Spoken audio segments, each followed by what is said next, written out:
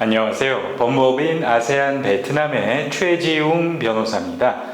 자, 여러분이 베트남에서 법인을 폐쇄하고자 하실 경우에, 법인을 청산하고자 하실 경우에 대표사무소, 법인, 그리고 경우에 따라서는 PM 또는 PMO라고 하는 프로젝트 사무소를 폐쇄하고자 하실 경우에는요, 별도의 청산 절차를 겪으셔야 되겠습니다.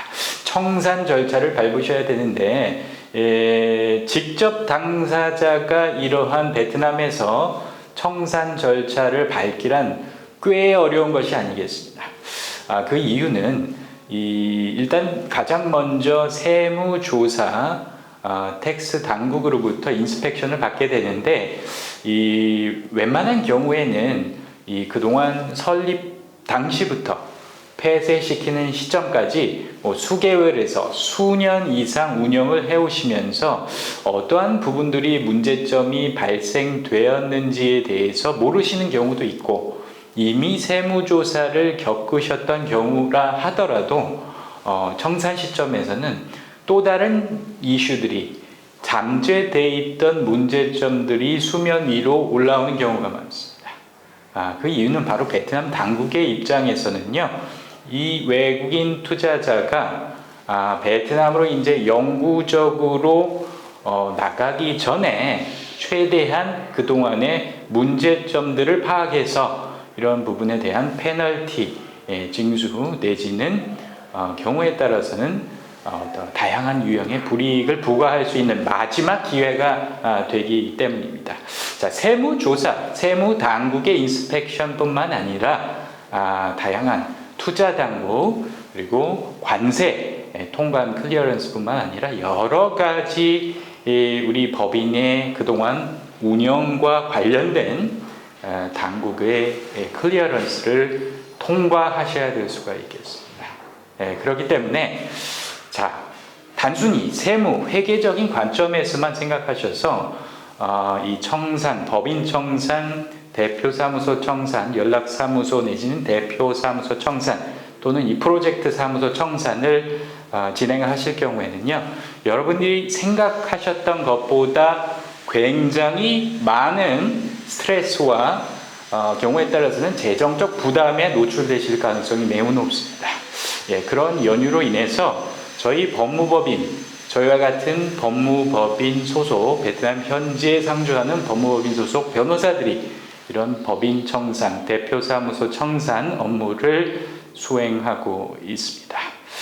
자, 단순히 어떤 페널티 금액이 부과됐을 때 이 금액의 타당성, 부당성을 논하는 과정에 있어서도요, 자, 저희 같이 전문 변사팀들이 이러한 부분에 대한 당연히 베트남 현지에 있는 관련 그 법규를 기반으로 해서 응당 부과되고자 하는 페널티 또는 불이익이 과연 타당한지에 대해서 관련 당국 공무원들과의 교섭 과정이 있겠습니다만, 이런 과정에서는 역시나 이 청산 업무에 능통한 또 많은 실무 경력을 가지고 있는 청산 전문 변호사의 조력이 굉장히 유리한 것은 사실이라고 볼 수 있겠습니다.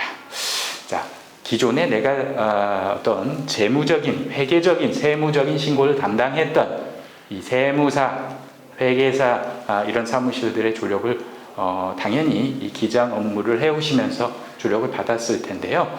자, 이런 세무사, 회계사 사무실 베트남 현지에서 이런 부분에 있어서 청산 업무까지 같이 동시에 위임을 했을 때는요, 내가 기대했던 수준의 청산 결과가 나오지 않는 경우가 많이 있으셨던 것 같습니다. 자, 그 이유는 많은 이유가 있겠습니다만 적어도 저희가 목격했던 과거 사례들을 보면요, 자, 청산 과정에 있어서는 그동안 수년간의 법인의 이러한 세무 신고 내역이라든지 이런 증빙 자료 제출에 있어서 당국에서 문제점이 포착이 되면 결국 이전에 있었던 이 담당 세무사 사무실에서의 어떤 실수가 발견되는 경우도 있습니다. 자, 그랬을 때 과연 청산 과정에서 내가 그 전에 수행해왔던 파일링 됐던 자료들의 어떤 오류가 있었다라고 했을 때 과연 이런 부분들이 동일한 대리인이 업무 수행을 했을 때는 과연 효과적으로 정확하게 이 대변이 돼서 해결이 될 수 있을까 하는 의구심이 있기 마련이겠죠. 자, 그뿐 아니라 일단 앞서 말씀드린 대로 이 전문성, 신뢰성 이런 부분들, 그리고 특히 청산에 있어서는 베트남에서 관할 지역 그리고 사업의 유형에 따라서 이 청산 업무의 실무가 굉장히 달라질 수가 있습니다. 그래서 어떤 포인트로 업무를 로드맵을 짜는지도 굉장히 중요하겠고요. 또 일괄적으로 이 법인 청산 대표사무소 청산의 업무는 베트남에서 일괄적으로 이 정형화된 틀 내에서 진행이 되기가 쉽지가 않습니다. 소요되는 시간도 케이스별로 다르고 난이도도 다르고 어떤 식으로 운영되었는지에 대해서도 전혀 다르기 때문에요. 간혹 저희 법무법인의 베트남 법인 청산 대표사무소 청산을 의뢰를 주실 경우에 자, 처음부터 바로 소요되는 비용, 시간을 여쭤주시는데요. 물론 10분 이해합니다만 그러기 위해서는 저희가 최소한의 사전 검토가 필요하다. 자, 여러분이 몸이 아파서 자, 병원에 내원했을 때 곧바로 1층에 있는 내원하기도 전에 병원 1층에 있는 약국에 가셔서 자, 약을 구입할 수는 없겠죠. 약값을 알아볼 수 없겠죠. 수술 비용을 알아볼 수가 없겠죠.